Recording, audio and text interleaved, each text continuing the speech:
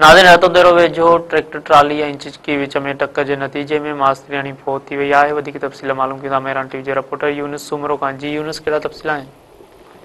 जी बिल्कुल, ही अफ़सोसनाक वाक़ियो पेश आयो है। रतोदरो भरिसां सीलरा लाड़ो बाईपास ते ट्रैक्टर जो चिंकीअ खे पोयां टक्कर लॻण सबबि चिंकीअ में सवार पंहिंजी ड्यूटीअ ते वेंदड़ प्राइमरी मास्तरियाणी 28 वरनि जी रतोदरो जे भुट्टा वान पाड़े जी रहवासन शुमैला धीअ मोहम्मद रफ़ीक भुट्टो फौत थी वई आहे।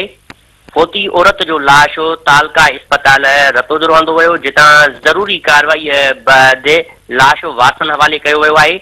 औरत जो मड़ संदसि घर पहुचण ते वासन में रोज राड़ो मची वियो आहे, जॾहिं त वाक़े सबबि पाड़े में पिणु माहौल सोगवार बणिजी वियो आहे।